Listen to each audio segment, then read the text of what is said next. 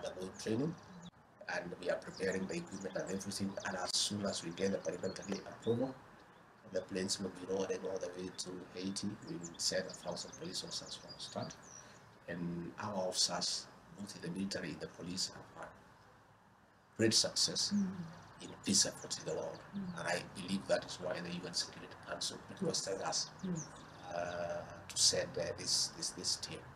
So I want to assure you that our team is ready and will get the parliamentary approval and will be part of that intervention because it's important to do so.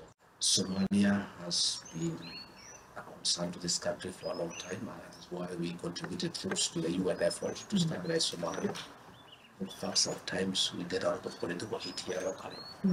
Kenyans wanting to know what our soldiers are doing in Somalia. They think we have no business being there. We try to tell them that the instability in Somalia has had a very negative effect in Kenya because we have thousands and thousands of refugees at Dadaab. Yes. In instability in southern Sudan, we have refugees in Kakuma. And it's a constraint to our own resources because already we don't have enough resources for the people of Kenya. So when we have refugees in this country, they compete for the scarce resources of the local people. So the regional conflicts are a great concern to us.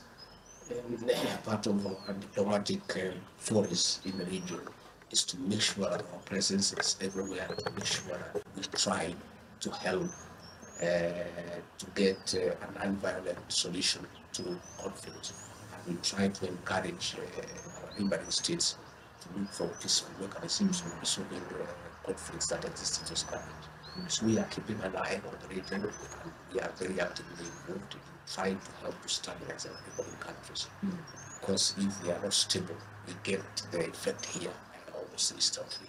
So we will continue to have our presence in DRC. We'll continue to have our presence in Somalia. Through England, we have a lot of engagement about Sudan.